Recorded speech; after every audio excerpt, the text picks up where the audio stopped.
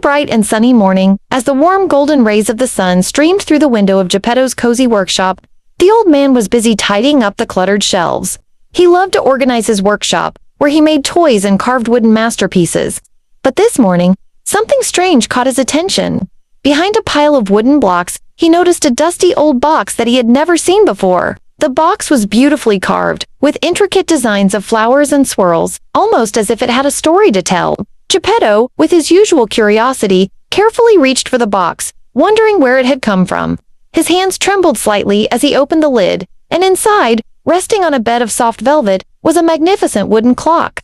The clock was unlike any Geppetto had ever made. It was delicate and fine, with smooth carvings that seemed to shimmer in the sunlight. Its face was adorned with tiny golden gears, and the hands of the clock were shaped like slender silver birds, poised as if ready to fly.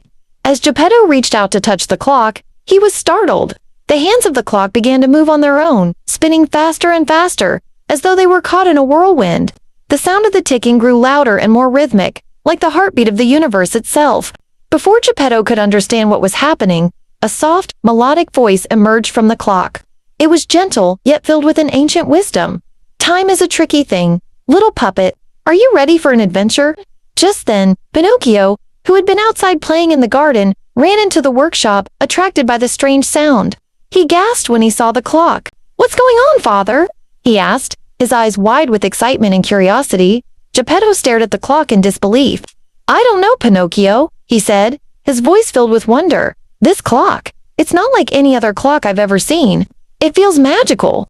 Before either of them could speak further, the golden light surrounding the clock grew brighter. Suddenly, the room was filled with sparkling dust, and the air shimmered with energy. Pinocchio reached out to touch the glowing clock, and in an instant, the clock's hands pointed directly at midnight. A powerful gust of wind swept through the room, and both Geppetto and Pinocchio found themselves surrounded by a whirlwind of light. With a sudden flash, the light disappeared, and they were no longer in the workshop. Instead, they stood in the middle of a strange, unfamiliar town. The streets were empty, and the buildings looked old and worn, as if they had been abandoned for a long time. The air was thick with mystery, and everything seemed frozen in time. "Where are we?" Pinocchio asked, looking around, bewildered. Just then, an elderly man with a long silver beard and a twinkle in his eyes appeared before them. He wore a long, flowing robe that seemed to shift in color like a chameleon. He smiled kindly at the two of them. "Ah, travelers of time," the old man said, his voice filled with warmth. "Welcome to Tock-Tock Town, the land of forgotten time." Geppetto's eyes widened in surprise. "Forgotten time," he repeated. "What do you mean?" The old man nodded. "Yes, indeed. This is a place where lost moments go, where time gets stuck and cannot continue its journey. But you, dear travelers, have been chosen to help restore what has been lost." Pinocchio looked up at the old man, eager to understand. "But how? How can we help?" he asked. The Timekeeper, as he introduced himself, smiled. "That, my young friend, is what I will explain. But first, you must follow me." The Timekeeper led Geppetto and Pinocchio through the desolate streets of Tock-Tock Town, which seemed to be frozen in a moment of stillness. Every building, every street lamp, every tiny detail appeared to be waiting for something, as if time itself had taken a pause. There were no sounds, no footsteps, no birds singing, just an eerie silence that made the hairs on the back of Pinocchio's neck stand up. After a short walk, they arrived at a large, ancient building in the center of the town.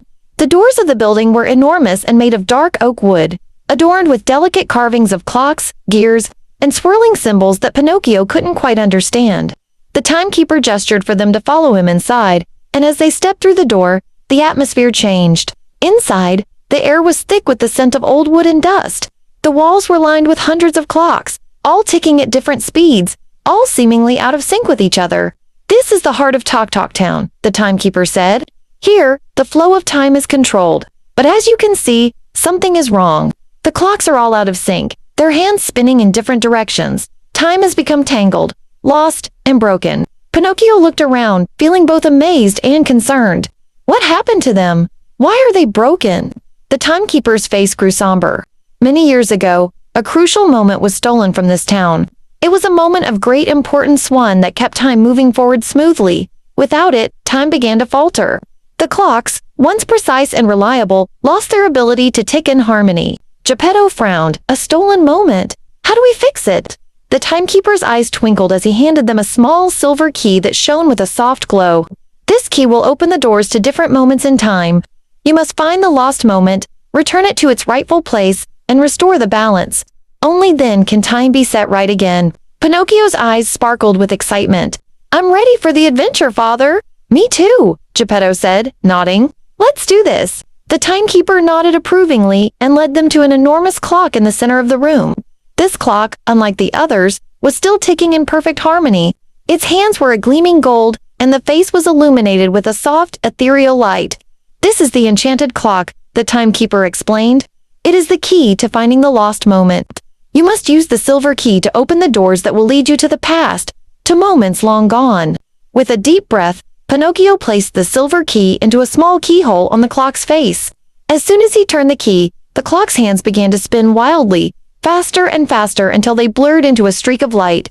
A low, humming sound filled the room, and suddenly, the clock's face opened like a door, revealing a swirling vortex inside. Step through the door, the timekeeper said. But be careful. You are about to enter a moment in time that has been lost, and not all is as it seems. Pinocchio and Geppetto exchanged a determined glance before stepping forward. They held hands tightly as they entered the vortex, feeling the rush of air and time swirling around them. With a sudden jolt, they landed softly on the other side. They found themselves in Geppetto's old workshop, but it was different. The room looked younger, brighter, filled with the smell of fresh wood and new tools. It was the past before Pinocchio was even created. Geppetto, much younger now, was sitting at a workbench, carefully carving a small wooden toy. This is it, Geppetto whispered. This is the past before I made Pinocchio. Pinocchio looked around in awe, trying to take everything in. But what happened to the clock? He asked. He noticed that there was no sign of the magical enchanted clock anywhere. The timekeeper's voice echoed in their minds. The lost moment is hidden here. You must find it before it slips away forever.